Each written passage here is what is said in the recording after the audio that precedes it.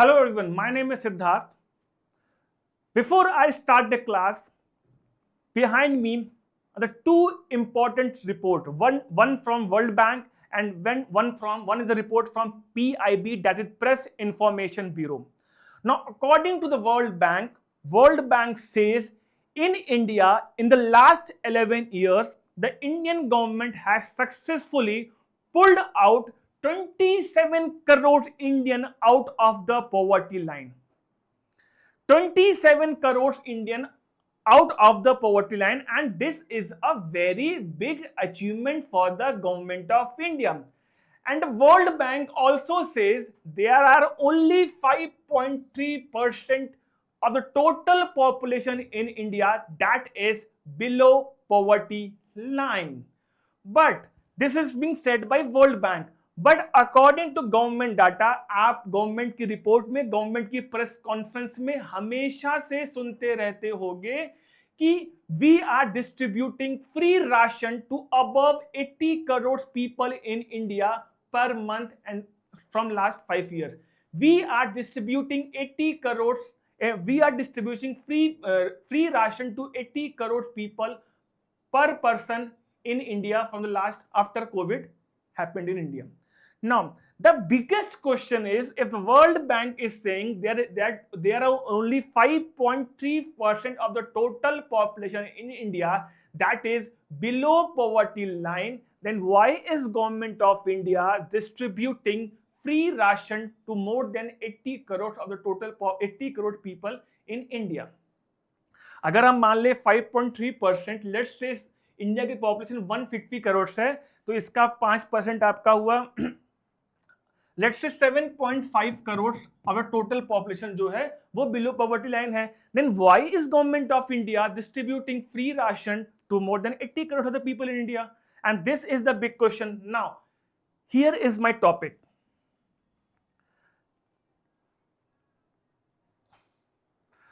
Our topic for today is poverty, inequality and unemployment in India.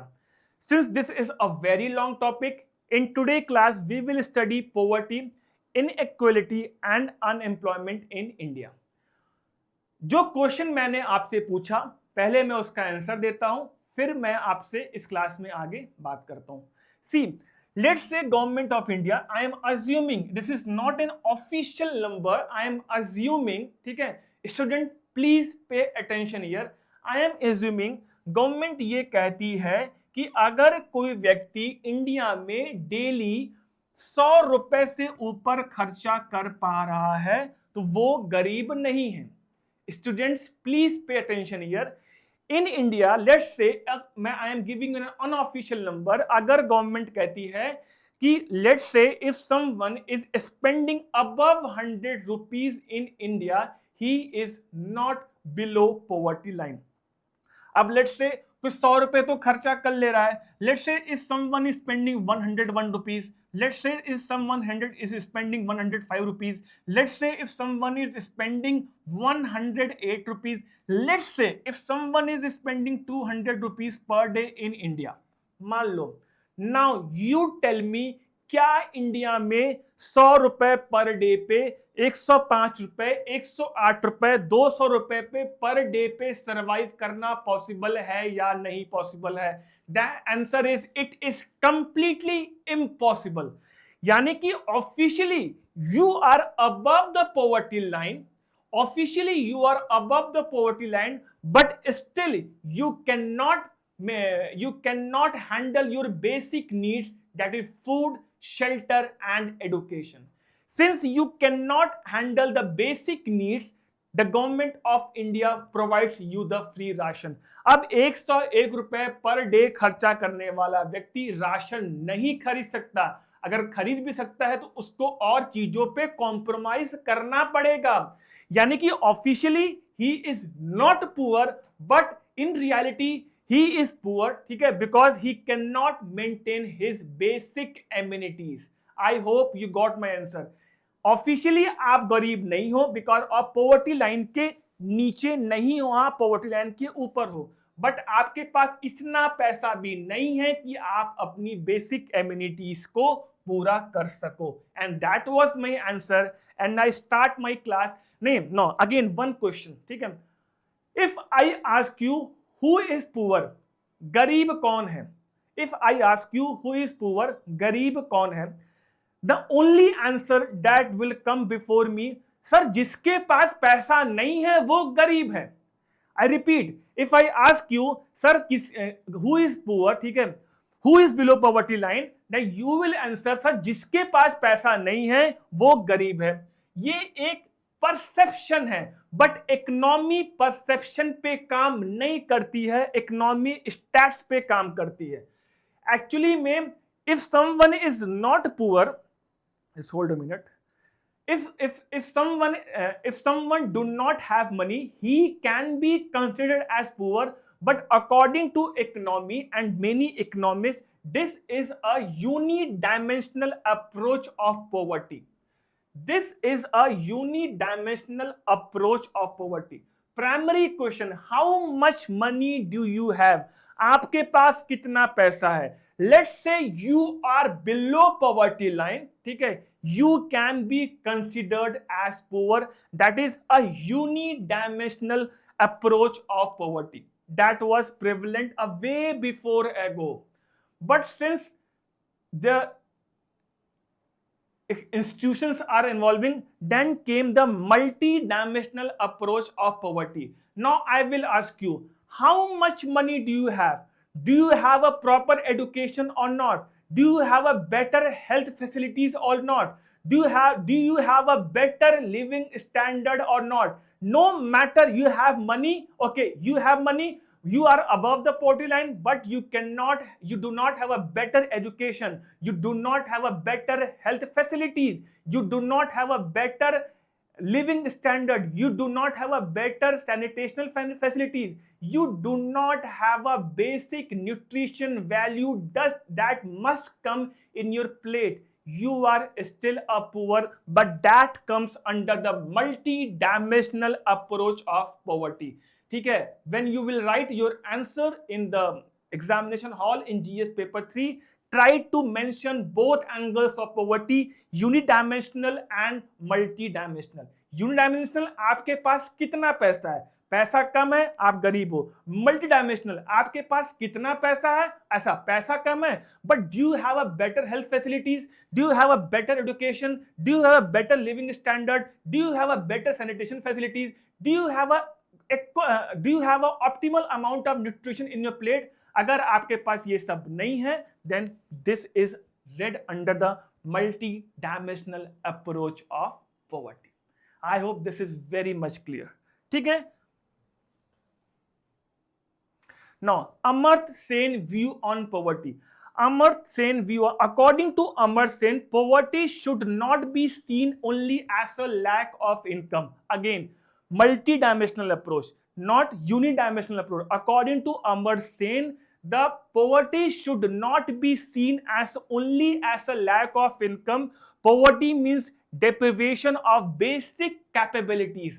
I told you na, education, living standard, health.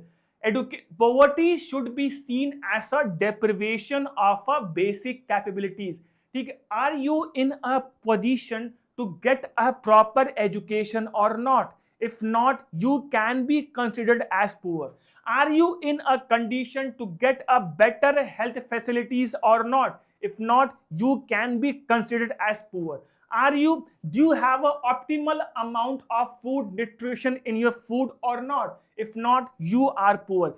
Do you have the freedom to make choices? For example, I have an optimum amount of money, okay, but I cannot decide my career. I have done BA from history, I have done BA from political science, but still I have to move around group of people to see what a career opportunities do I have. Okay? If I am not able to make choices for myself and my families, I can be considered as a poor.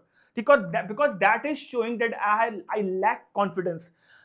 Do you have social participation or not? See, जिसके पास पैसा होगा उसके पास social power होगी, जिसके पास पैसा होगा उसको लोग अपने यहाँ शादी में, बर्थडे पार्टीज में, किसी भी आयोजन में बुलाएंगे। जिसके पास पैसा नहीं होगा उसको नहीं बुलाएंगे, ठीक है। जिसके पास पैसा नहीं होगा उसको नहीं बुलाएंगे। तो do you have a social participation और not? If you do not have that, you can be considered as poor. Do you have a dignity and security? Manual scavengers, do you know about manual scavengers? Manual scavengers lack dignity. They must be earning any amount that is above the below poverty line, but they can be still considered as poor because they lack basic capabilities. आप समझ लो एक मजदूर आदमी है जो मनरेगा में काम कर रहा है, लेट्स से उसको 300 रुपए मिल रहा है पर डे पे।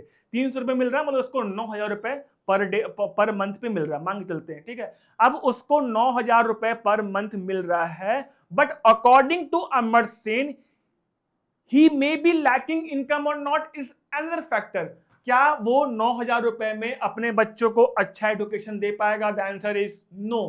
क्या वो 9,000 रुपए में अपने बच्चे को गुड हेल्थ न्यूट्रिशन फूड दे पाएगा? The answer is no.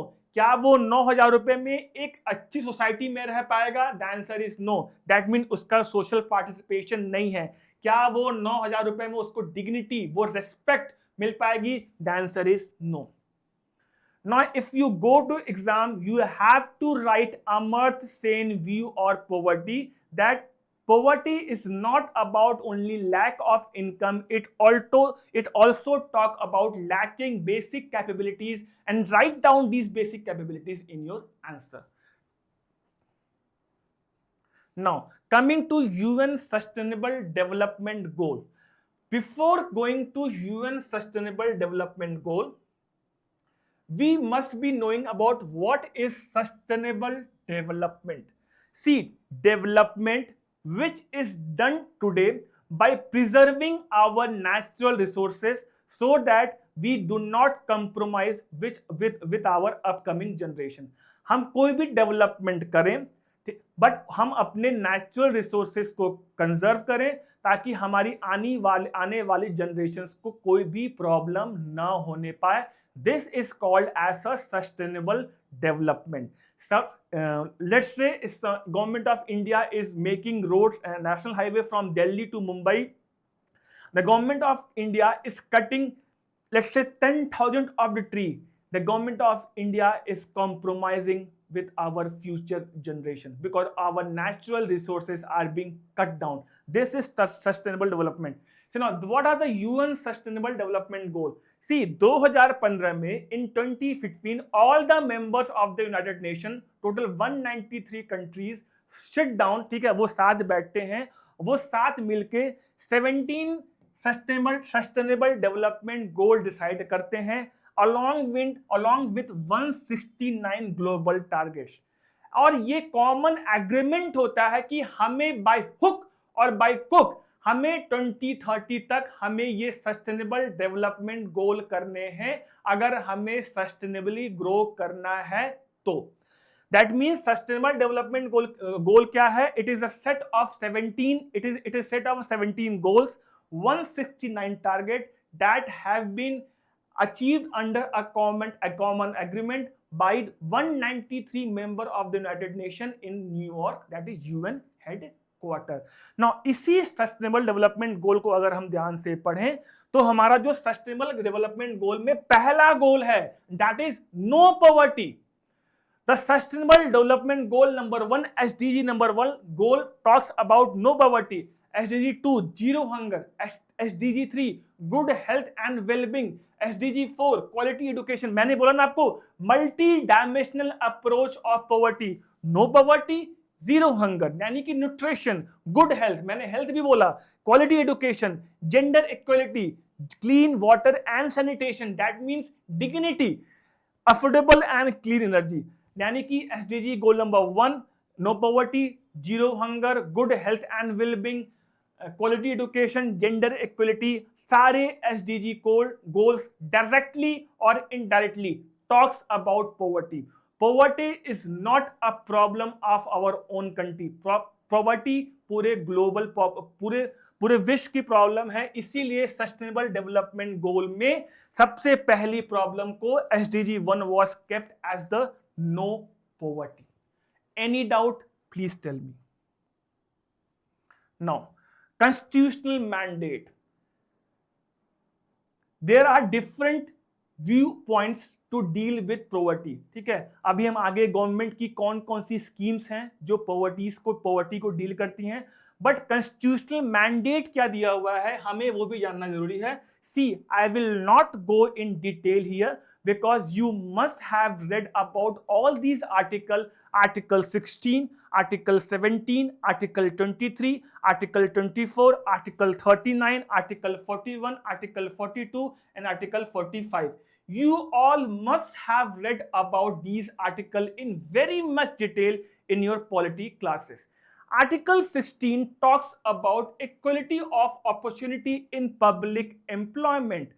Let's say एक बहुत गरीब व्यक्ति, ठीक है, उसको एक मतलब उसने पढ़ाई में बहुत ज्यादा मेहनत की है and he gets a public employment. Public employment mean सरकारी नौकरी, जिसके वजह से आज की डेट में जंतर मंतर पे so called cockroach Janta Party इतना इश्यूज चल रहा है.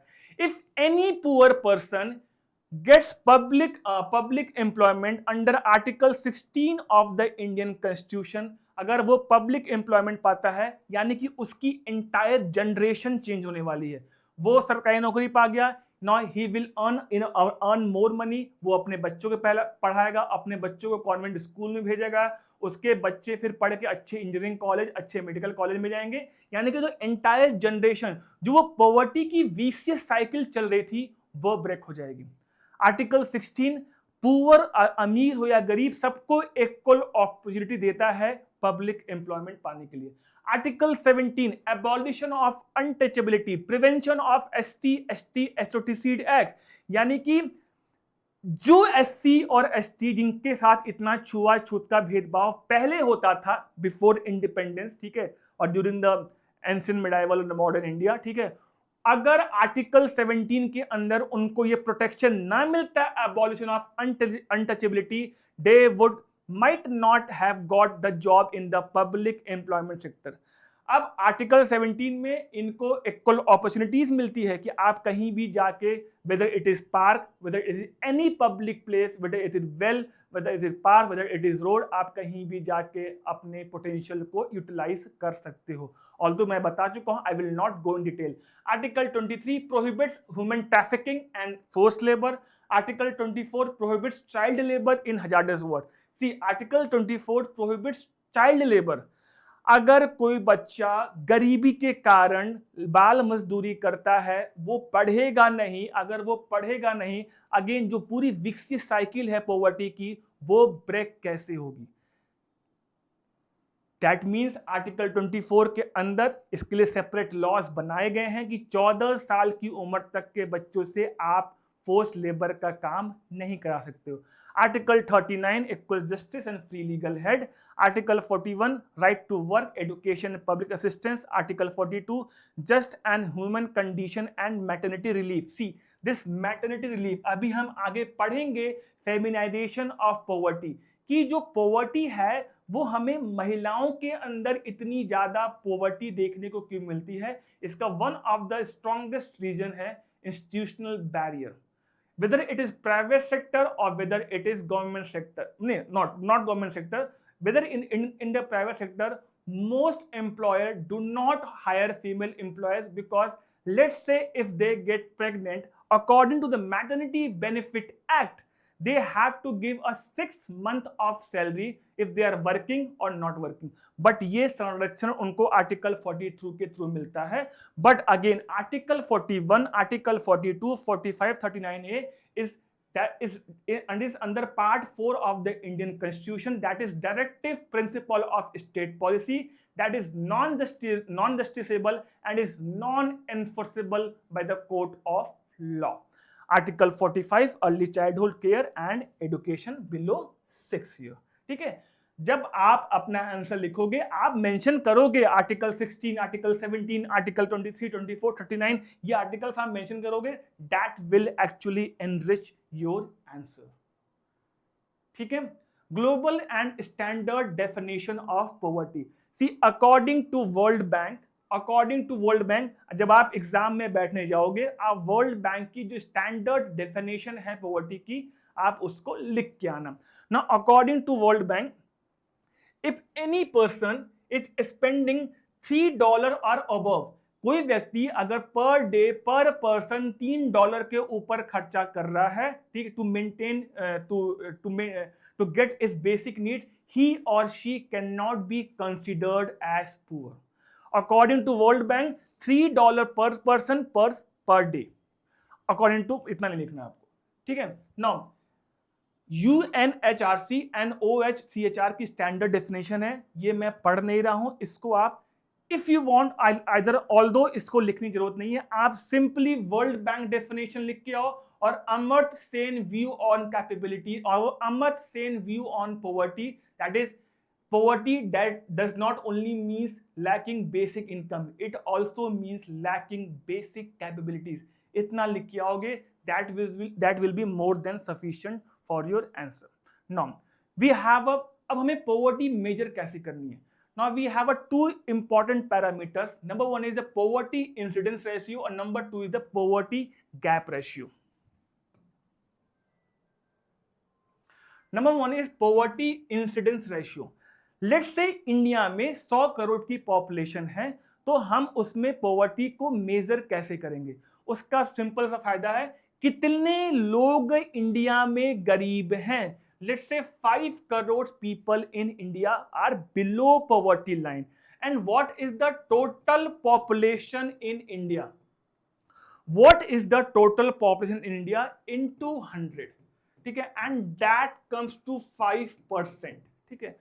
Poverty incidence ratio talks also known as head count ratio, कि इंडिया में कितने लोग गरीब हैं, that is directly deals by poverty incidence ratio, it measures the percentage of people living below the poverty line. But if we come to poverty gap ratio, the poverty incidence ratio is telling us how many people in India are below poverty line. Now poverty gap ratio will tell us कौन ज्यादा गरीब है कौन कम गरीब है। Let's say this is the below poverty line, let's say $3, अगर हम world bank को कंसिडर करें तो ये $3। Anyone earning above $3, anyone spending above $3, ठीक है, can not be consider as poor. someone spending $2.19, someone spending $1.15, ठीक है, someone spending $1, someone spending $0.75. Now poverty gap ratio talks about how, मतलब this talks about कितने लोग पुअर हैं, इसमें बोलता है it talks about कि कौन कितना ज्यादा गरीब है। Measure the average income or consumption shortfall from the poverty line expressed at a percentage of line.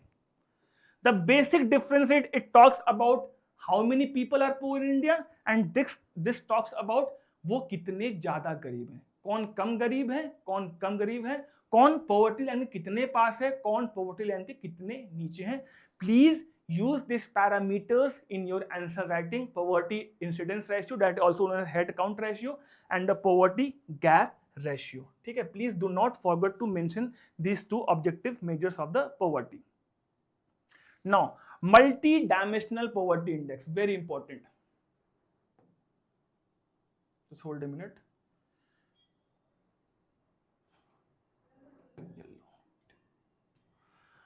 Multi dimensional poverty index, आपने इसका नाम सुना होगा करंट अफेयर्स में। The multi dimensional poverty index is released by United Nation Development Programme and Oxford Poverty and Human Development Initiative. It is released by UNDP and OPHI, ठीक है। मैंने आपको शुरू में ही बताया कि पॉवर्टी को डील करने के लिए there is a unidimensional approach and there is a multi dimensional approach, and this multi-dimensional poverty index talks about all those multi-dimensional angle.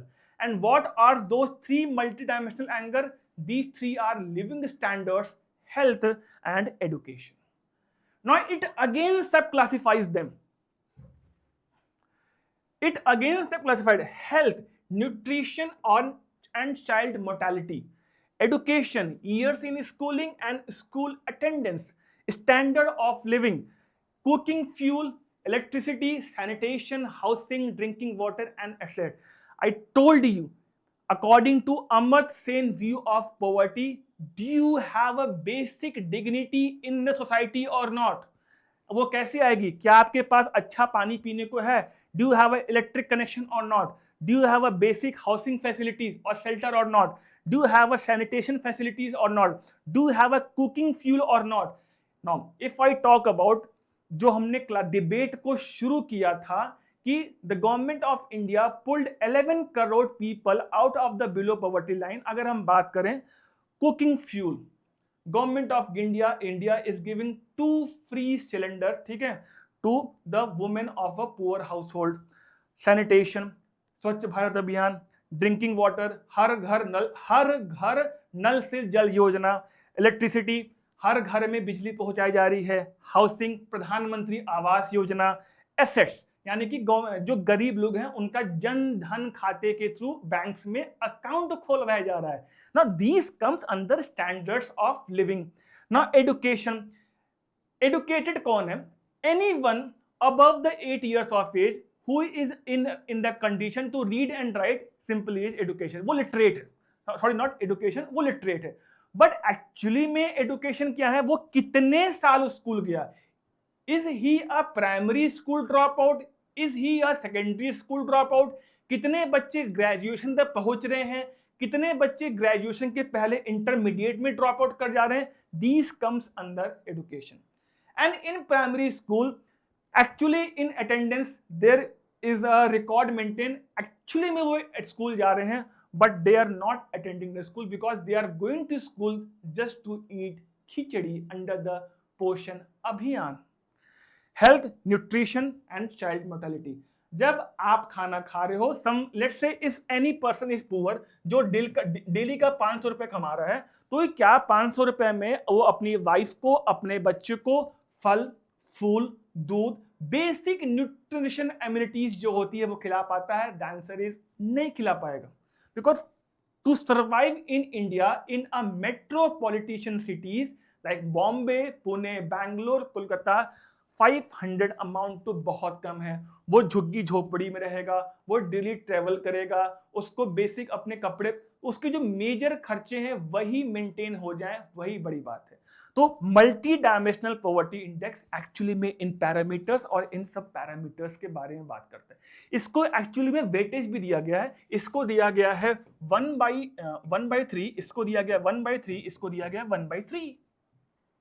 ना अगर इसको बात करें तो इनको दोनों को दिया गया है 1/6, 1/6 अगेन, 1/6, 1/6 अगेन, 1/18 टू एवरी सब इंडिकेटर. ठीक है ना, 1/6, 1/6 इसको ऐड करोगे तो आपको ये आ जाएगा. ठीक है. नाउ फर्स्ट क्वेश्चन, क्या इन मल्टी डायमेंशनल पैरामीटर्स को यूज करके हम इंटेंसिटी ऑफ पॉवर्टी जो हमने अभी पढ़ा, हेड काउंट रेशियो निकाल सकते हैं? द आंसर इज निकाल सकते हैं. हम अगर इनको स्टडी करेंगे तो हम ये बता सकते हैं कि इंडिया में कितने लोग गरीब हैं, कितने लोग पुअर हैं. How many people in India, because this is given by UNDP, और across the world are poor. Now नहीं, sorry, this I was talking about head count ratio. Now what is the intensity of poverty? कितने लोग poverty line के कितना नीचे हैं, जो हमने पढ़ा था अभी इन द प्रीवियस स्लाइड्स. ठीक है. क्यों? Let's say if someone is, let's say किसी के पास हेल्थ है बट उसके पास एजुकेशन नहीं, उसके पास स्टैंडर्ड ऑफ लिविंग नहीं है, वो यहां आएगा. लेट्स से किसी के पास स्टैंडर्ड ऑफ लिविंग है बट हेल्थ और एजुकेशन नहीं है, वो यहां आएगा. That means using multi dimensional poverty index we can easily arrive at intensity of poverty and head count ratio. इसीलिए मैंने आपको पढ़ाया था intensity of poverty and head count ratio इतना important क्यों है. प्रीलिम्स एग्जाम में who publish multi dimensional poverty index आता था एक जमाने में, बट अब नहीं आएगा. क्वेश्चन प्रीलिम्स में तो ऐसे टाइम है, बट प्रीलिम्स में पूछ सकता है कि किस पैरामीटर को कितना वेटेज मिला हुआ है. तो 1/3, 1/3, 1/3 ये आपको याद रखना है. Now multi dimensional poverty, that was release by United Nation Development Programme and OPHI से इंस्पायर होके, बिकॉज कहीं ना कहीं गवर्नमेंट ऑफ इंडिया को लगता था कि वो जो पैरामीटर्स यूज कर रहे हैं और जो इंडिया के अगेंस्ट रिपोर्ट पब्लिश कर रहे हैं, दे आर समवेयर बायस्ड। तो नीति आयोग ने कहा कि भैया हम तो अपनी रिपोर्ट खुद निकालेंगे, we will publish our own report. Now Niti Aayog publishes national multi dimensional poverty index. Again the three major parameters are same: health, education and standard of living, but there are some parameters which have been included here। ठीक है, maternal health, वहां पे हम क्या बात कर रहे थे, न्यूट्रिशन एंड, ठीक है, वहां पे हम मैटरनल हेल्थ के बारे में बात नहीं कर रहे थे, बट हियर नीति आयोग ने कहा कि no, maternal health is also very important. वहां पे हम बैंक अकाउंट के बारे में बात नहीं कर रहे थे डायरेक्टली, बट नीति आयोग ने कहा no, bank account is also very important to measure the poverty. Because अगर सबके पास बैंक अकाउंट रहेगा तो गवर्नमेंट ऑफ इंडिया डायरेक्टली उसमें जाके देख सकती है कि किसके पास कितना मिनिमम बैलेंस है, and they can arrive at a certain conclusion that देश में अभी भी गरीबी है। वहां पे हम 1/3 चल रहे थे, यहाँ भी 1/3 वेटेज दिया गया है। वहां पे दो पैरामीटर्स नहीं थे, मैटरनल हेल्थ, बैंक अकाउंट, वो पैरामीटर्स यहाँ जोड़ दिए गए हैं। वहां पे हम 1/6 दे रहे थे, यहाँ पे 1/6, 1/12, इतना हमें याद नहीं करना है, but yes you can mention these three parameters and these sub parameters in your mains answer, ठीक है, that will fetch you some extra marks। So again, who publishes national multidimensional poverty index? It is Niti Aayog. Who publishes multidimensional poverty index? It is UNDP along with OPHI। Now reason behind poverty, बहुत सारे reasons हैं, हम deep में नहीं जा रहे हैं, इसको समझाना भी नहीं है, जस्ट आप इसको पढ़ लेना, ठीक है। अब चलो कुछ थोड़ा बहुत देख लेते हैं। Mark for example patriarchal norms. Colonial rule, पहले हमारे देश को सोने की चिड़िया बोला करते थे, अंग्रेज आए, बहुत सारा पैसा उठा के चले गए। दादा भाई नौरोजी की जो थ्योरी थी, क्या बोलते हैं, ड्रेन ऑफ वेल्थ थ्योरी, वो आपने हिस्ट्री में पढ़ा होगा, ठीक है। फिर economic structure, jobless growth, our GDP is continuously increasing, but क्या हमारे इकोनॉमी में जॉब्स प्रोड्यूस हो रही हैं? The answer is jobs produce नहीं हो रही हैं, this is jobless growth. Informal employment, informal employment means, let's say I will give you a very मतलब डे टू डे लाइफ वाला example. Let's say someone has done BA, bachelor of arts, ठीक है। अब उसके पास क्या option है, वो क्या पढ़ेगा, उसकी जो पारिवारिक स्थिति है, उसके घर वाले उसको आगे नहीं पढ़ा सकते, तो एक BA किया हुआ आदमी MBA कर नहीं सकता है, तो वो क्या बोलेगा, चलो ठीक है, हम जाके जोमेटो में जॉब करेंगे, हम जोमेटो में डिलीवरी करेंगे। अब वो जोमेटो में डिलीवरी करके 15,000 से लेके 20,000 रुपए कमा पाएगा, बट क्या 15,000 से 20,000 रुपए में वो अपनी बेसिक नेसेसिटी को पूरा कर पाएगा? द आंसर इज नहीं कर पाएगा। नंबर 2, 15,000, वो आज की डेट में he is young, he is 18, 19, 20, 21, he can do work for 21 years, but क्या वो कोई स्किल एक्वायर कर रहा है? द आंसर इज कोई स्किल एक्वायर नहीं कर रहा है, वो सिंपल डिलीवरी कर रहा है। तो जब उसकी एक एज 40-45 एज क्रॉस करेगा, क्या वो इतनी डिलीवरी कर पाएगा? नहीं कर पाएगा। फिर उसको जॉब नहीं मिलेगी, बिकॉज पिछले 20 साल में उसने कोई भी स्किल एक्वायर नहीं की। अगेन जॉब नहीं मिलेगी, स्किल एक्वायर नहीं की, पैसा नहीं आएगा, poverty. It is a cycle, अभी हम आगे पढ़ने वाले हैं साइकिल को। पैट्रियार्कल नॉर्म, अब anyone, let's say someone has done any female, someone had BSc MSc, she had qualified NET, ठीक है, वो PhD करने वाली है, बट उसकी शादी होती है।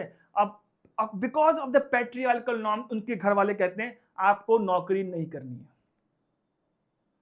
आपको नौकरी नहीं करनी है। लेट्स से समहाउ उसके हस्बैंड की जॉब चली जाती है और उसको 6 महीने 1 साल जॉब नहीं मिलती है। अब हम आगे पढ़ेंगे पॉवर्टी को मेजर कैसे करते हैं, उसको मेजर करते हैं पर मंथ के बेसिस पे। अब मेरे पास आज की डेट में कोई पैसा तो आया नहीं, मैंने पैसा कुछ खर्चा किया नहीं, no I will be under the poverty line, as simple as that. अभी घबराना नहीं है, इसको हम डिटेल में पढ़ेंगे। एग्रीकल्चर स्टैग्नेशन, एग्रीकल्चर हम जब एम्प्लॉयमेंट पढ़ेंगे जब हम पढ़ेंगे डिस्गाइज्ड अनएम्प्लॉयमेंट, इसको बोलते हैं हिंदी में छिपी हुई बेरोजगारी, डिस्गाइज्ड। अब एग्रीकल्चर में क्या होता है, let's say if someone has 100 Hector of case 100 hectares of land, because of automisation, tractor, threshers, ठीक है, लेबर्स की रिक्वायरमेंट वहां पे कम हो गई है, बट लेट्स से वहां पे 4 लेबर तो चाहिए थे, बट 4 लेबर भी लोग नहीं ले रहे, क्यों नहीं ले रहे, बिकॉज कह रहे अरे मेरा बेटा है ना, मेरे चाचा का बेटा है ना, मेरा वाइफ है ना, वो लोग आके मुझे एग्रीकल्चर फील्ड में हेल्प करेंगे। जो अगर ये 4 लेबर हायर किए जाते, उनको ये जो ओनर था लैंड का उनको पैसा देता, उसके बाद पैसा आता, वो पैसा को वो स्पेंड करता, वो गरीबी रेखा के ऊपर आता, बट बिकॉज हायरिंग हुई नहीं। नाउ अगेन ये जो 4 लोग हैं इनको तो पैसा मिला नहीं, बिकॉज घर का पैसा तो घर में रह गया, they seems to be employed but actually they are unemployed. क्यों? अब इनको कोई सैलरी मिली नहीं, लेट से इनको 100 रुपए सैलरी मिली होती, तो 100 रुपए सैलरी में तो ये मार्केट में जाते, चप्पल खरीदते, ये चप्पल खरीदते, जब ये चप्पल खरीदते या भी टी शर्ट खरीदते, कुछ भी XYZ चीज खरीदते, गवर्नमेंट को जीएसटी पे करते, जब गवर्नमेंट को जीएसटी पे करते तो गवर्नमेंट को रेवेन्यू मिलता, इससे हमारी इकोनॉमी बढ़ती, बट अगेन घर का पैसा घर में रह गया। अगेन मैं आपको डिटेल में नहीं जा रहा हूं, अभी हम जब अनएम्प्लॉयमेंट वाले सेक्शन में आएंगे तब पढ़ेंगे, तो ये आप पढ़ लेना, इसको एज इट इज अपने आंसर में उतार के चले आना, that will be more than enough, ठीक है। नाउ साइकिल ऑफ पॉवर्टी, अगर if you draw this diagram in your UPSC mains answer, +1 marks, not 0.5 marks, +1 marks. अब समझो, now if someone has low wages, let's say if someone has low wages, let's say he or she in the Indian rupees is earning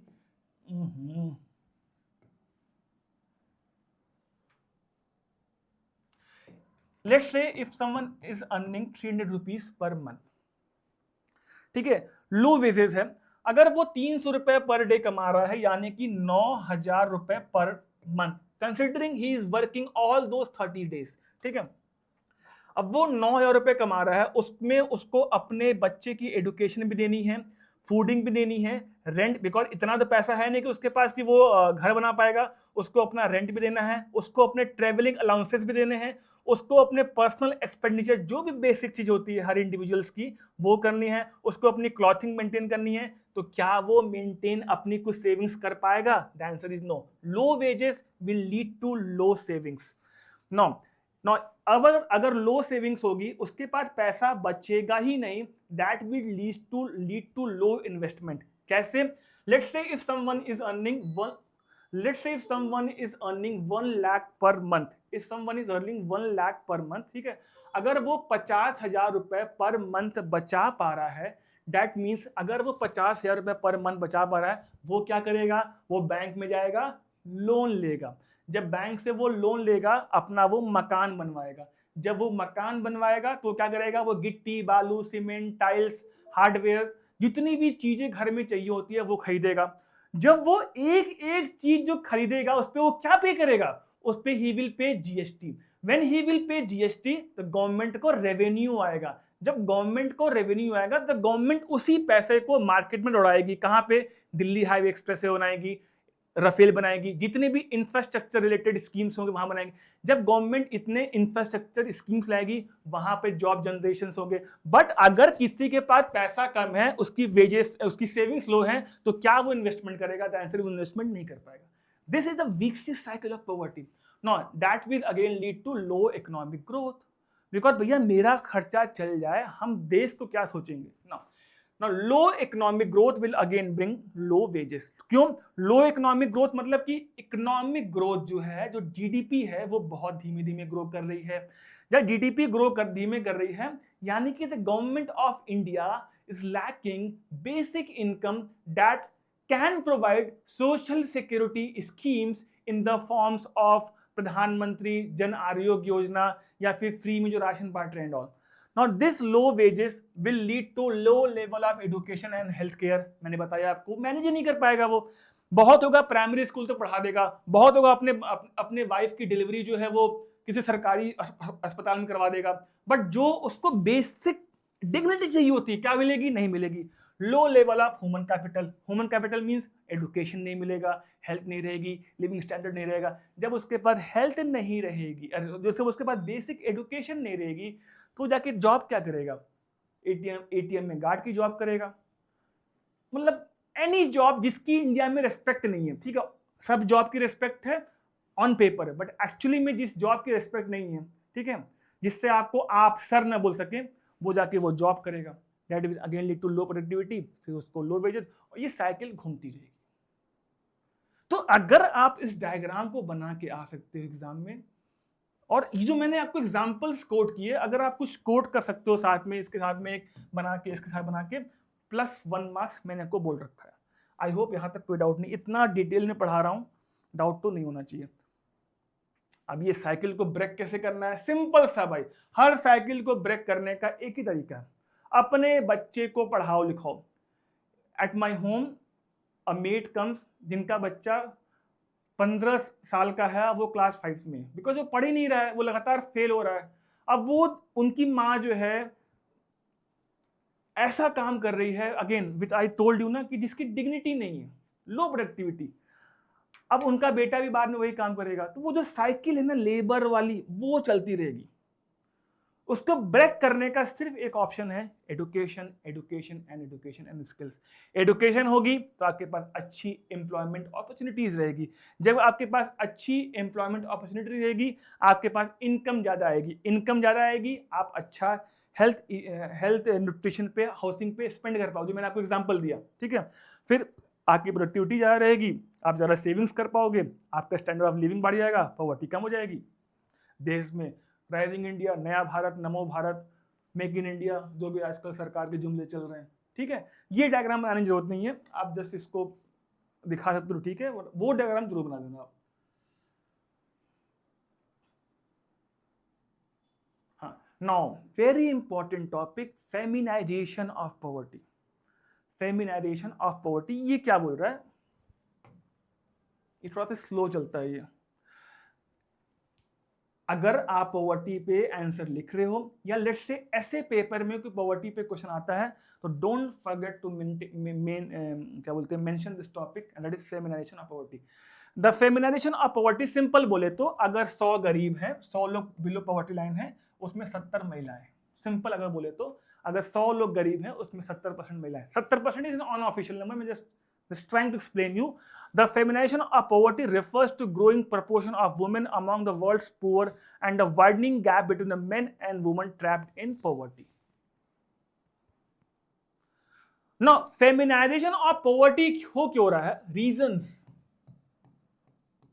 ये value addition है, आप answer में लिखना, मैं आपको reasons बता रहा हूं। मैंने आपको बताया था लीगल, दूसरा मैंने आपको बता रहा हूं इंस्टीट्यूशनल।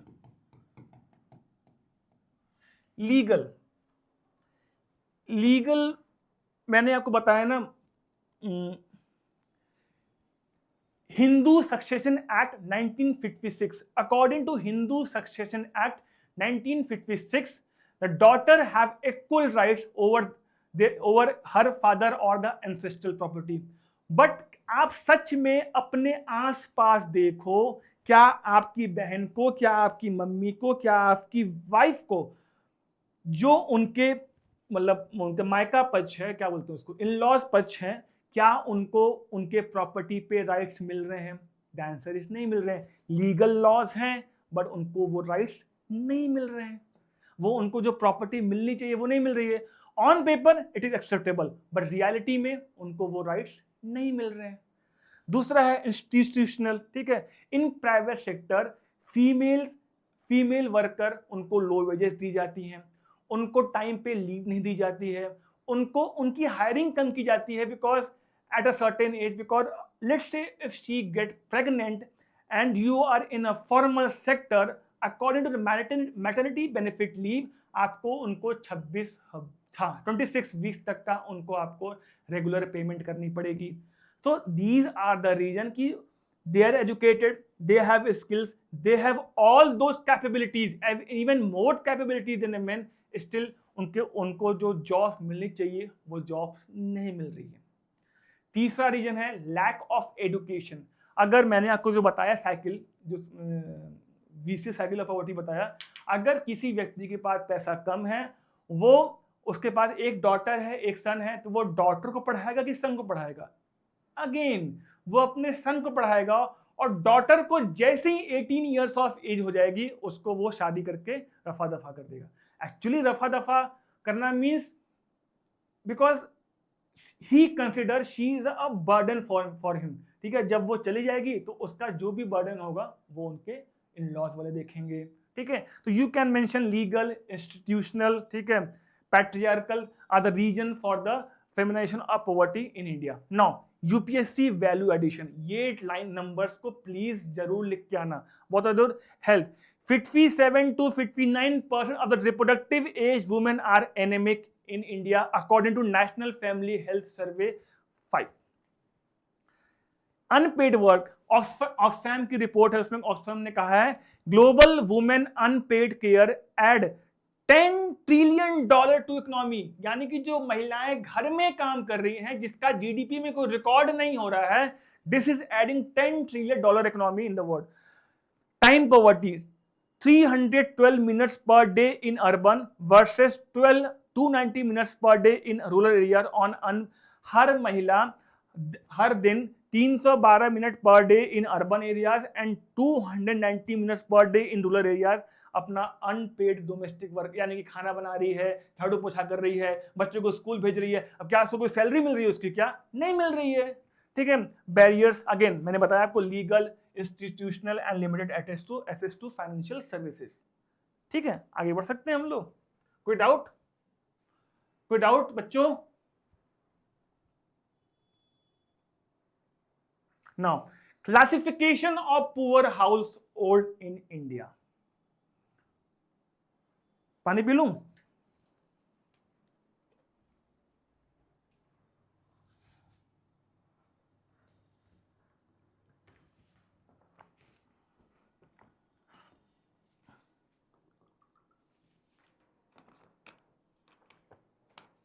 एग्जाम में ये डायग्राम नहीं बना पाओगे, बट हाँ प्रैक्टिस करके चले जाओगे, अगर बना दोगे तो बहुत अच्छा। Classification of poor house hold, बहुत ध्यान से सुनना, ये कहना क्या चाह रहा है। There are two category of poor people, chronic poor and transit poor. अपना क्रोनिक, क्रोनिक मतलब आपने सुना होगा ना, क्रोनिक डिजीज, जो मतलब किसी के अंदर बहुत सालों से चले आ रही है, वो मतलब उससे कितनी भी दवाई कर लें वो डिजीज जो है खत्म हो ही नहीं रही है, तो ये वही वाली कैटेगरी है क्रोनिक पुअर।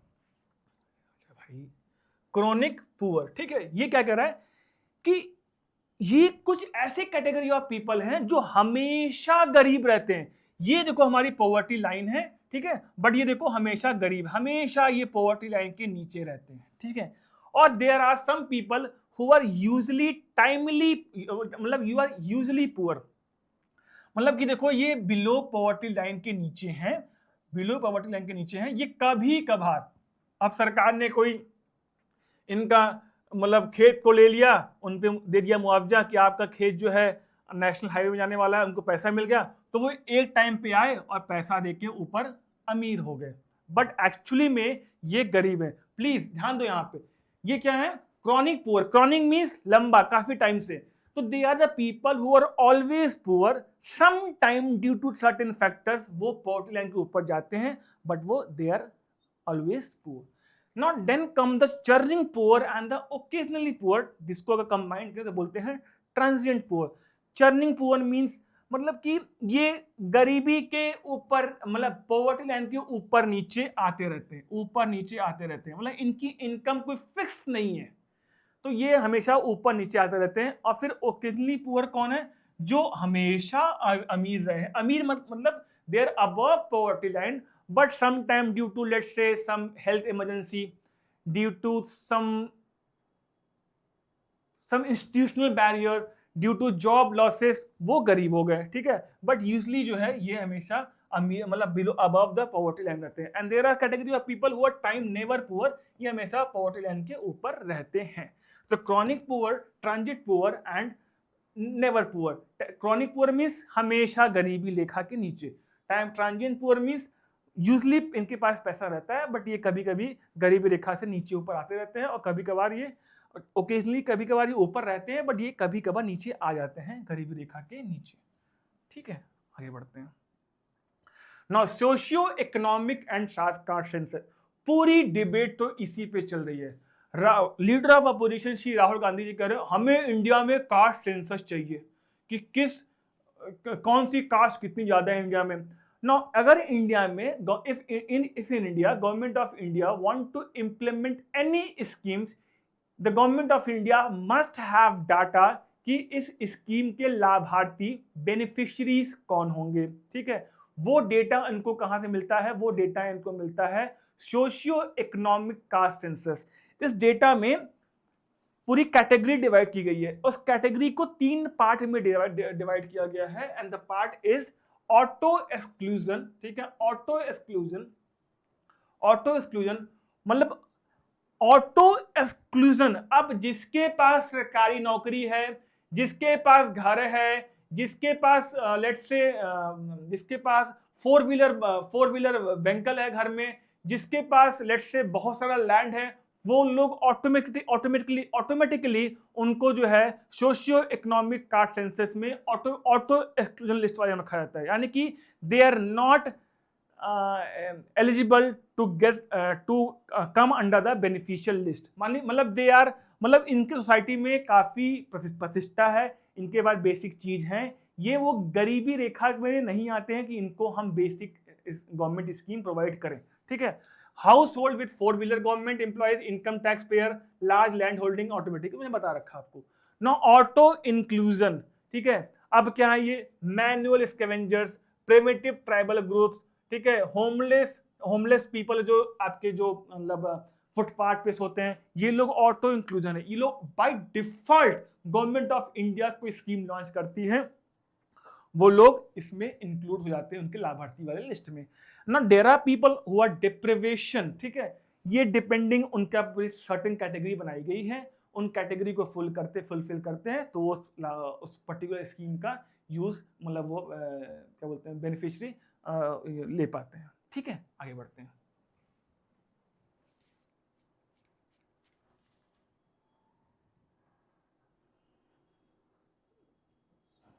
हम लोग कहाँ पे हैं अभी? ठीक है, हाँ। Now evolution of poverty estimation in India, evolution of poverty estimation in India. अब आपके सामने अब इंडिया में पॉवर्टी एस्टिमेशन की शुरुआत कैसी हुई? एक्चुअली में अगर हम हिस्ट्री में जाएं, for the first time you must have heard about दादा भाई नारोजी जी। दादा भाई नारोजी जी, इन्होंने किताब लिखी poverty and un British rule in India. He gave a very important theory called as the drain of wealth theory. Now, he was the first person to determine poverty line in India. He said, if anyone in earning rupees 16 to 20 rupees, different sources gives different data. He said, if any person is earning 16 to 20 rupees per year, earning 16 to 20 rupees per year, he or she is above the poverty line. He or she is above the poverty line. So Dadabhai Naoroji was the first person who officially determined the poverty line in India. मैंने आपको बताया, he wrote a book poverty and un British rule in India. ठीक है, he gave a drain of wealth theory. ठीक है, उसके बाद national planning committee बनती है, सुन लो। ठीक है, उसके बाद नेशनल प्लानिंग कमिटी बनती है, जिसके की प्रेसिडेंट रहते हैं, जिसको बनाता है कौन है आपके जिसके प्रेसिडेंट रहते हैं पंडित जवाहरलाल नेहरू। और नेशनल प्लानिंग कमिटी को फॉर्म किसने किया था? अब बताओ मुझे, नेशनल प्लानिंग कमिटी को फॉर्म किसने किया था? सुभाष चंद्र बोस जी ने। तो आफ्टर दादा भाई नौरोजी हु सेड, अगर कोई 16 से 20 रुपए पर ईयर कमा रहा है तो ही और she can not be considered as poor, he is above poverty line. Similarly कुछ ऐसे डेटा जो है नेशनल पॉवर्टी, नेशनल का उसमें क्या बोला था मैंने अभी, जस्ट स्किप किया, हाँ छोड़ दो, ठीक है, समथिंग कुछ कुछ तो स्किप हो रहा है अभी, जस्ट मैंने भी नाम लिया उसका, Pandit Jawaharlal Nehru was the president something, वो यहाँ लिखा भी नहीं है, ठीक है, मैं I will come back to it, ठीक है, नेशनल कुछ अटक रहा है, ठीक है, आगे बढ़ते हैं। नाउ ये तो हम लोग बात कर रहे थे प्री इंडिपेंडेंस के बारे में, ठीक है। आफ्टर इंडिपेंडेंस पहली बार कोई सिस्टमैटिक स्टडी की जाती है पॉवर्टी एस्टिमेशन को इंडिया में निकालने के लिए, and that study was done in 1971, ठीक है। अब 1971 ये याद रखो, इंदिरा गांधी जी ने क्या नारा दिया था, she gave the slogan of गरीबी हटाओ। तो 1971 में दांडेकर एंड रथ ने फर्स्ट सिस्टमैटिक स्टडी की पॉवर्टी की इंडिया में। Again please name, if someone is preparing for, हाँ if someone is preparing for state PCS, वो इसका ईयर याद रखेगा। 1971 में दांडेकर एंड रथ ने पहली सिस्टमैटिक स्टडी की इंडिया में पॉवर्टी की।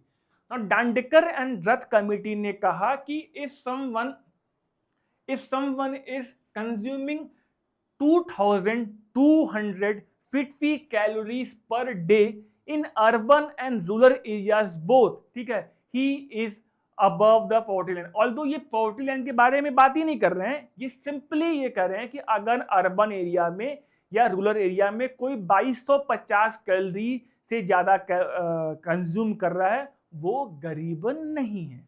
This was told by Dandekar and Rath committee in the 1971, ठीक है। Now in 1979 first officially estimate committee लाई गई बिलो पॉवर्टी लाइन को डिटरमाइन करने के लिए, and that was known at Alagh committee. Alagh ji की अभी कुछ सालों पहले उनका देहांत भी हुआ है।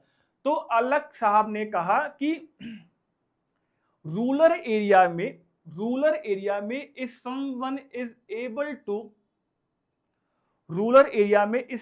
इज अगर कोई 2400 कैलोरी कंज्यूम कर पा रहा है, और अर्बन एरिया में, लेट मी ड्रिंक वाटर, से प्यास लग गई।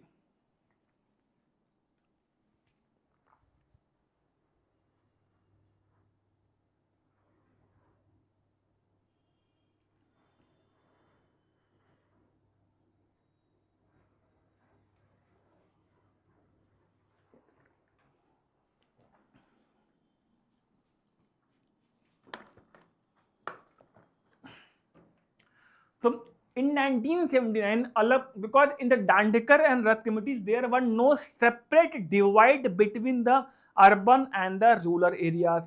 In the 1979, in the Alag committee told, which was the first official committee to estimate the poverty in India, the Alag committee said if someone is able to maintain 2400 calories in rural areas and 2100 calories in urban areas, यानी कि कोई इतना कमा रहा है कि वो per day 2400 calorie urban rural areas में और 2100 कैलोरी अर्बन एरियाज में कंज्यूम कर ले रहा है, ही और she is above the poverty line.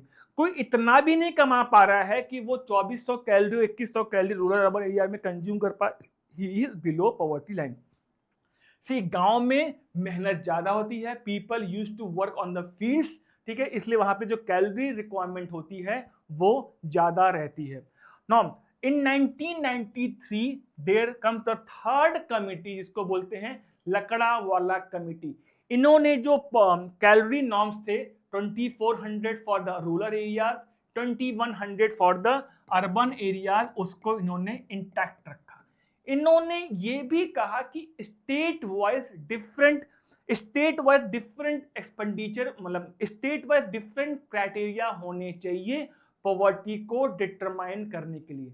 Along with the minimum calorie requirement expenditure, he also added 2 important parameter, and that was cloth and shelter.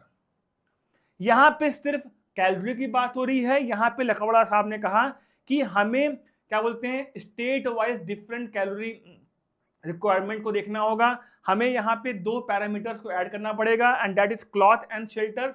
साथ में हमें इन्फ्लेशन टारगेटिंग करनी पड़ेगी by using CPI agriculture labour and CPI industrial worker. जब मैं आपको inflation वाला chapter पढ़ाऊंगा, I will tell you what is CPI L and what is CPI IW, that is industrial worker. तो हमने क्या यहाँ देखा, यहाँ 2250 कैलोरी है with no rural urban divide, यहाँ पे 2400 और 2100 कैलोरी है, ठीक है। यहाँ पे क्या है कि 2400-2100 कैलोरी है, बट आपका क्या बोलते हैं कि cloth and shelter extra parameter add किया गया है, state wise different calorie norms को रखा गया है, और साथ में इन्फ्लेशन टारगेटिंग भी बोली गई है using CPI L and CPI IW। Now coming to Tendulkar committee that came in 2009.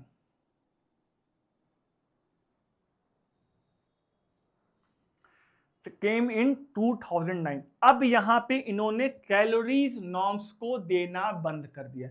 यहाँ पे क्या चल रहा है, the Dandekar Rath committee, the Alagh committee, the Lakdawala committee gave the calories norm, but यहाँ पे इन्होंने एक्सपेंडिचर्स नॉर्म्स को देना शुरू किया। इन्होंने कहा कि अगर कोई व्यक्ति 816 रुपए पर मंथ पर पर्सन और इन रूरल एरियाज एंड और 1000 पर पर्सन पर मंथ स्पेंड कर पा रहा है तो ही is above the poverty line.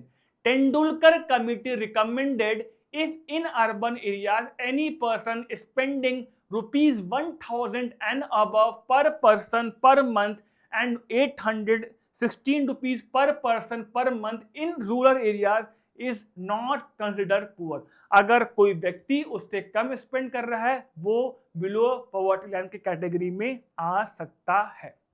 फिर रंगराजन कमिटी आती है, उन्होंने उसको थोड़ा सा, बिकॉज इसका बहुत ज़्यादा क्रिटिसिज्म हुआ था तेंदुलकर कमेटी का, तो रंगराजन कमेटी 2014 में आती है। वो बोलते हैं अगर ग्रुप ऑफ 5 पीपल, अगर फैमिली ऑफ 5 पीपल है और वो मंथली रूरल एरिया में 4860 रुपए खर्चा कर पाते हैं, they can spend 4860 rupees in rural areas, a family of 5 and rupees 7035 rupees per month in the urban areas, a family of 5, ठीक है, they are above the poverty line.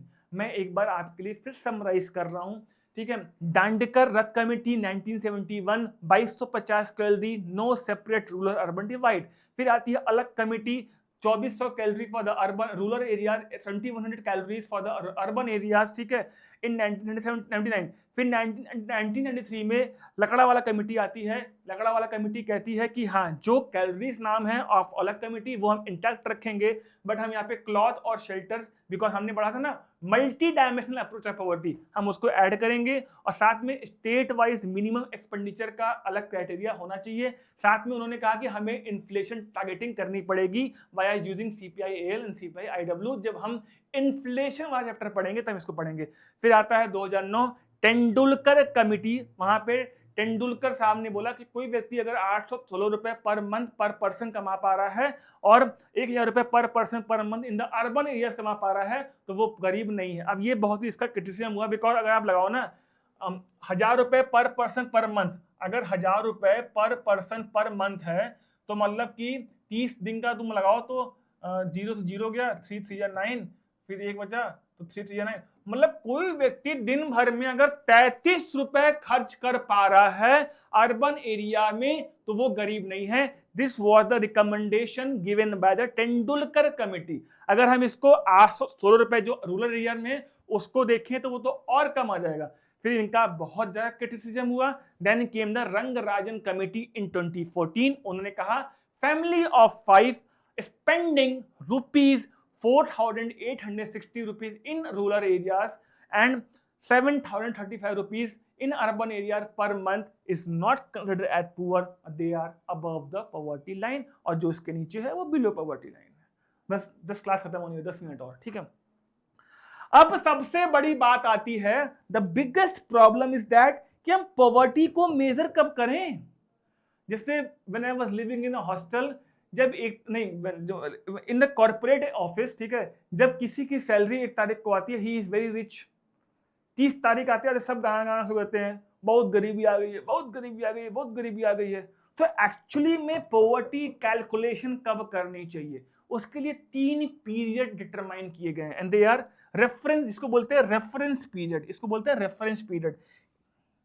URP, क्या बोलते हैं, URP that is uniform reference period. URP, uniform reference period, MRP, that is modified reference period, sorry, mixed reference period, and MMRP, that is, मैं लिख देता हूं यहां पे, URP, uniform reference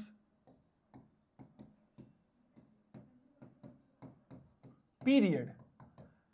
फिर आता है आपका MRP, MRP क्या है आपका, मिक्स्ड रेफरेंस पीरियड, इसको ऐसे कर लेते हैं। फिर आपका आता है MMRP, that is modified mixed reference period. Lakdawala committee जो थी, लकड़ा वाला कमिटी है, यूनिफॉर्म रेफरेंस पीरियड यूज करती थी। अब ये यूनिफॉर्म रेफरेंस पीरियड क्या है, मतलब कि मंथली आप कितना खर्चा कर रहे हो, मंथली आप कितना खर्चा कर रहे हो, तो हम इसको जो पॉवर्टी एस्टिमेशन टारगेटिंग करते थे वो मंथली बेसिस पे करा करते। बट जो तेंदुलकर कमिटी आई, तो तेंदुलकर कमिटी ने बोला कि कुछ खर्चे ऐसे होते हैं जो कि हर महीने होते हैं, और कुछ खर्चे ऐसे होते हैं जो कि हर साल में एक बार होते हैं। For example, if I ask you the TV you bought, what was the cost of your TV, ठीक है, तो आप बोलोगे ये टीवी तो मैंने 2 साल या 1 साल पहले ली थी, मुझे याद भी नहीं है, यानी कि this was the expenditure that was done in a particular year, that was not done in a particular month. Uniform reference period per month, mixed reference period per year and per month, and modified mixed reference period means per week, per month, per year. कुछ ऐसे खर्चे, लकड़ा वाला committee जो थी वो बोलती थी कुछ ऐसे खर्चे जो हम हर महीने करते हैं हमें उसको काउंट करना चाहिए under the uniform reference period. Tendulkar committee ने बोला नहीं, कुछ ऐसे खर्चे होते हैं, फॉर एग्जांपल साल में मैं एक बार शर्ट लूंगा, एक बार जींस लूंगा, हद मार के 2 बार लूंगा, तो कुछ ऐसे खर्चे होते हैं जो साल में एक बार या 2 बार किए जाते हैं, तो हमें उसको भी काउंट करना है एक्सपेंडिचर में। तो उन्होंने कहा कि हम 2 बार काउंट करेंगे, mixed reference period, monthly and yearly, नहीं monthly and yearly. But Rangarajan साहब ने कहा नहीं, ऐसा नहीं है, वीकली भी खर्चे होते हैं, मंथली भी होते हैं और आपके ईयरली भी होते हैं। उन्होंने कहा कि मिक्स्ड मॉडिफाइड रेफरेंस पीरियड, कुछ ऐसे खर्चे, सब्जी हो गया, दाल हो गई, चावल हो गई, जो हमें हर दिन लेना है, हर हफ्ते लेना है। आपका महीने का रेंट हो गया, वो महीने में एक बार देना है। आपको लेट से साल में एक बार आपको LIC की किस्त भरनी है, वो आपका ईयरली में आ गया। तो these are the 3 reference period that were being used by the 3 different committees. मैं फिर रिपीट कर रहा हूं, आपकी Lakdawala committee 1 month, Tendulkar committee 1 month and 1 year, and Rangarajan committee 1 week 1 year and 1 week 1 year and 1 month. ठीक है, कोई डाउट? आगे बढ़ते हैं, बस लास्ट टॉपिक बचा है, फिर ये चैप्टर खत्म होने वाला है। ये देखो आपकी क्या बोलते हैं कि अकॉर्डिंग टू जो लास्ट में 2014 में जो रंगराजन कमेटी आई थी, उन्होंने क्या बोला था कि देश में 29% ऑफ टोटल पॉपुलेशन जो है वो बिलो पॉवर्टी लाइन है। बट हमने क्लास की शुरुआत कैसे की थी? World bank report 27 crore Indian, 5.8% of total population गरीब है, यानी कि इतने लोगों को गरीबी से बाहर निकाला गया है। तो ये डेटा याद करने की जरूरत नहीं है, जस्ट मैंने आपको बता रहा हूँ कि ये कैसे कैसे हमारा गरीबी जो रेखा है वो कम हुआ। लेटेस्ट में आप वर्ल्ड बैंक की रिपोर्ट जो मैंने आपको शुरू में पढ़ाई थी, देखना एक बार देख लो, शुरू में पहली स्लाइड ही मैंने लगाई थी, वो थोड़ा स्लो काम करता है ये, बिकॉज दिखाना जरूरी है मुझे वो, नहीं ऐसे नहीं होता है, रुक जाओ, हाँ ये आगे ना, ये देखो, हाँ मैंने बताया ना 5.3% of the total population in India according to 2022-23 data जो है बिलो पॉवर्टी लाइन है, सिर्फ 5%। जो 2014 में रंगराजन कमेटी थी वो क्या बोल रही है कि 29 5% of total population in India are below poverty line. Just hold a minute. ये देखो आगे नहीं हम लोग, तो यानी कि दैट प्रूव्स हमने गरीबी को इंडिया में कम किया है. Now major government initiative to tackle poverty in India. National food security act. इसमें हम क्या करते हैं, मैंने क्लास की शुरुआती इससे करी थी फ्री में राशन दे रहे हैं हम जो लोग बिलो पॉवर्टी लाइन है. तो ये नेशनल फूड सिक्योरिटी एक्ट. फिर क्या है, मनरेगा. सॉरी ये अपडेटेड नहीं है, एक्चुअली में इसका नाम चेंज कर दिया गया है. नाम क्या चेंज किया गया है, वेरी इंपॉर्टेंट क्वेश्चन आ सकता है. वीबीजी रामजी इसका नाम कर दिया गया है. तो वीबीजी रामजी में 125 दिन की गारंटीड एम्प्लॉयमेंट गवर्नमेंट देती है जिसको भी जॉब की जरूरत हो, चाहे वो एग्रीकल्चर फील्ड में हो या चाहे वो किसी कंस्ट्रक्शन फील्ड में हो. इससे क्या हो रहा है, उसको अगर government is giving a person employment, let say उसको 300 रुपए पर डे मिल रहा है, यानी कि महीने का उसको 9,000 रुपए मिल रहा है. अगर उसको 9,000 रुपए पर मंथ मिल रहा है, ऑटोमेटिकली वो पॉवर्टी लाइन के ऊपर आ गया. ऑल्दो हम जो पढ़े थे मल्टी डायमेंशनल पॉवर्टी अप्रोच, उसमें वो सारे क्राइटेरिया फुलफिल नहीं कर पाएगा, बट जो नॉर्म्स हैं बिलो पॉवर्टी लाइन वाले जो वर्ल्ड बैंक यूज करता है उसके ऊपर तो वो चला गया. फिर क्या है, पीएम जनधन योजना. अगेन सबके अकाउंट में, सबके बैंक में खाता खुलवाना. पीएम कौशल विकास योजना, वेरी इंपॉर्टेंट. अब लोग बीए करके बैठे हुए हैं, बीए करने के बाद उनके पास कोई स्किल्स नहीं है. जब वो स्किल्स नहीं है तो किसी ऑफिस में, किसी कॉर्पोरेट सेक्टर में, किसी स्कूल में, किसी कोचिंग में कहीं भी वो एलिजिबल नहीं रहते. जॉब करें तो करें क्या, फिर वो गवर्नमेंट जॉब की तैयारी करते हैं. गवर्नमेंट जॉब सबकी निकल नहीं पाती है, एक्चुअली में उनके पास कोई स्किल्स तो आई नहीं रही है. तो गवर्नमेंट बोले कोई बात नहीं, स्किल्स हम प्रोवाइड करेंगे. जब आप स्किल्स की ट्रेनिंग ले रहे होगे तो उस टाइम में आपको पे भी करेंगे, और स्किल्स लगने के बाद आपको सर्टिफाई करेंगे. आप उस सर्टिफिकेट का यूज करके आप मार्केट में जाके जॉब अपॉर्चुनिटीज को ले सकते हो. बट कोई इसको यूज कर नहीं रहा है. जो लोग बीए किए हुए हैं वो टोटो रिक्शा, मतलब हर जॉब की रिस्पेक्ट है, बट जो प्रॉब्लम्स हैं वो आपको जानना जरूरी है.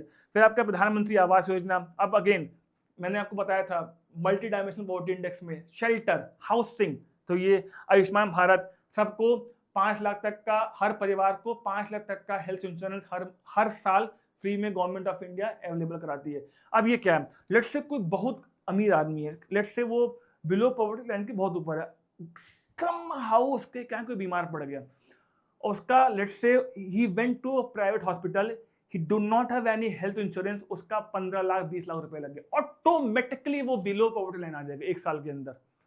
तो गवर्नमेंट वो चीज ना होने पाए, आयुष्मान भारत योजना देती है, ठीक है, ताकि 5 लाख तक का मुफ्त इलाज हर परिवार को हॉस्पिटल में, चाहे वो प्राइवेट हो चाहे सरकारी हो, लोगों को मिल सके. अब आता है absolute poverty versus relative poverty. Second last topic है, ये कैसे हटेगा यार. ये क्या होता है, ये क्या बोला है, एब्सोल्यूट पॉवर्टी और relative poverty. Absolute poverty means मैं बहुत गरीब हूं, I am not in the position to maintain my basic needs, that is fooding, shelter, housing, sanitation, education. मैं जब अपनी बेसिक नीड्स को भी फुलफिल ना कर पाऊं, then this is called as a absolute poverty. मैं बहुत गरीब हूं. Now what is relative poverty? Relative poverty means मैं बहुत मेरे घर में 4 व्हीलर है, मेरे पास बंगला है, बट मेरे अंदर में एक जलन है. क्यों जलन है, तो मेरे बगल वाले के पास तो थार है, मेरे बगल वाले आदमी के पास तो आईफोन है. अब आप कंपेयर करोगे, जब आप कंपेयर करो तो relatively I am poorer than him. ठीक है, तो मैंने आपको एग्जांपल दिया, ठीक है, समझाने के लिए. तो एब्सोल्यूट पॉवर्टी मींस जब आप एकदम गरीब हो, जब आपके पास बेसिक एमिनिटीज, बेसिक नीड्स को फुलफिल करने के लिए भी पैसे ना हो, and that is called absolute poverty. Relative poverty means जब आपके पास बेसिक नीड्स हो, but if you compare someone to other, आप उस क्राइटेरिया को फुलफिल नहीं कर पा रहे हो, then this is called as a relative poverty. Simple, आपको ये डेफिनेशन रट के नहीं जानी है, सिंपल आप डेफिनेशन को लिख के आओ. जब आप पॉवर्टी पे आंसर लिखोगे या कोई ऐसे लिखोगे, तो ये सब जो इंपॉर्टेंट टर्मिनोलॉजीज है, head count ratio, absolute poverty, relative poverty, Amar Sen view on poverty, ठीक है, यूएनडीपी वाला, नीति आयोग वाला, और आपके क्रॉनिक पुअर, ट्रांजिएंट पुअर, ये सब चीज आपको लिख के आनी है। That will actually fetch your marks in the mains exam. ठीक है, लास्ट टॉपिक, ठीक है, यूनिवर्सल बेसिक इनकम। ठीक है, यूनिवर्सल बेसिक इनकम। अब अगर हमें पॉवर्टी को टारगेट करना है तो हमें क्या करना पड़ेगा? सबसे पहला तो पैरामीटर है कि हमें सबके पास कुछ पैसा हो या उनके पास जॉब अपॉर्चुनिटीज हो, ताकि वो पैसा अर्न कर पाए और वो जो पॉवर्टी लाइन है उससे ऊपर उठ पाए। तो यूनिवर्सल बेसिक इनकम कहता है अनकंडीशनल कैश ट्रांसफर, यानी कि कोई अमीर हो या गरीब, कोई जनरल हो, कोई एससी हो, कोई ओबीसी हो, कोई एसटी हो, कोई मेल हो या फीमेल हो, सबको एक मुफ्त अमाउंट, एक पर्टिकुलर सेट ऑफ अमाउंट हर महीने उसके अकाउंट में ट्रांसफर कर दो। This is the basic concept of universal basic income. ठीक है, इसको पहली बार हम देखें तो इकोनॉमिक सर्वे 2017 में यूनिवर्सल बेसिक इनकम को first time the universal basic income was proposed in 2016-17 economic survey. ठीक है, एंड स्टेड कि हमें हर साल हर व्यक्ति को 7,620 रुपए पर पर्सन पर ईयर देने चाहिए। इकोनॉमिक सर्वे कह रहा है कि according to proposed universal basic income and he said हमें हर साल पर पर्सन 7,620 रुपए हर व्यक्ति को देने चाहिए, ताकि वो गरीबी रेखा से ऊपर उठ पाए।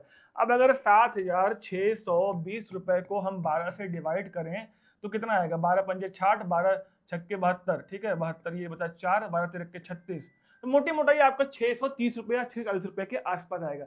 अब किसी के पास उसको हर महीने 600 650 रुपए मिल रहा है, तो क्या वो बिलो पॉवर्टी लाइन के ऊपर उठ जाएगा? द आंसर इज यस, वो पॉवर्टी लाइन के ऊपर तो उठ जाएगा, बट अगेन क्या वो अपनी बेसिक नेसेसिटीज जो मैंने आपको बताया था, मल्टी डायमेंशनल अप्रोच, क्या उसको फुलफिल कर पाएगा? द आंसर इज नहीं कर पाएगा। फिर जब 2019 में कांग्रेस को चुनाव जीतना था तो उन्होंने अपने मैनिफेस्टो में बोला, उन्होंने बोला कि हम एक स्कीम ला रहे हैं, न्याय स्कीम। अब वो न्याय स्कीम क्या है कि हम जो इंडिया में 20% पुअरेस्ट पीपल हैं, गरीब लोग हैं एकदम, उनको 72,000 रुपए हम पर ईयर, 72,000 रुपए हर ईयर देंगे। 72,000 रुपए मतलब कि 72,000, इसको डिवाइड करें तो 12 60, 12 6 मतलब कि 6,000 रुपए हम हर गरीब को हर साल देंगे। ये न्याय स्कीम में 2019 में कांग्रेस ने ऑफिशियल अपने मैनिफेस्टो में बोला था। तो अगर यूनिवर्सल बेसिक इनकम का सोर्स क्या है, तो आप ये सोर्स में 2 चीजें डाल सकते हो। ठीक है, अब इसके प्रॉब्लम्स क्या है? ठीक है, अब हाँ ये देखो, अकॉर्डिंग टू रघुराम राजन, ये लिखा नहीं यहाँ पे, अकॉर्डिंग टू रघुराम, अब इसको Raghuram Rajan, Now, according to Raghuram Rajan, अगर universal basic income scheme India में लॉन्च होती है, that will create a massive burden of ₹7 lakh crores on the financial exchequer of government of India. ठीक है, और इससे क्या होगा? इन्फ्लेशन रिस्क भी हो जाएगा।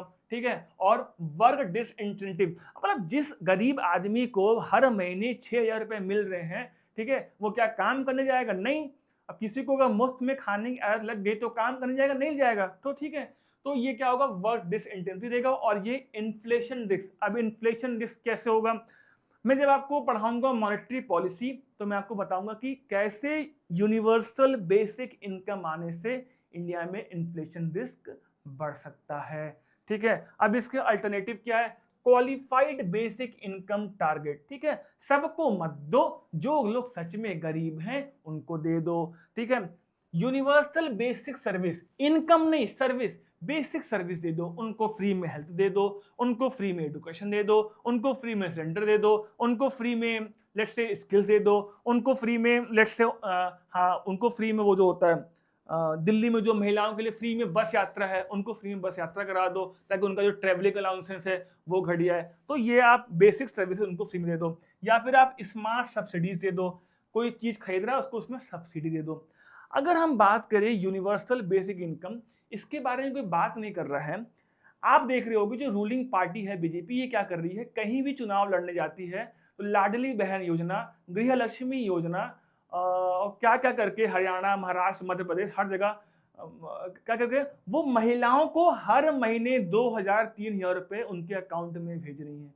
एक तरफ से उनका ये वोट बैंक आ रहा है और साथ में ये इनडायरेक्टली यूनिवर्सल बेसिक इनकम को प्रमोट कर रहा है। ऑल्दो ये यूनिवर्सल इसलिए नहीं है बिकॉज ये सिर्फ महिलाओं को जा रहा है। यूनिवर्सल में क्या criteria, unconditional, male female SC ST OBC rich poor किसी को नहीं, सबको जाना चाहिए, बट सम हाउ ये यूनिवर्सल बेसिक इनकम को ये प्रमोट कर रहा है। ठीक है, अब इसके एडवांटेज क्या है, गरीब रेखा के लोग नीचे आएंगे, पैसा खर्च करने को रहेगा, महिलाओं को उतना नहीं जाना अपने को। So that was all about poverty. In the next class, we will study about inequality and unemployment in India.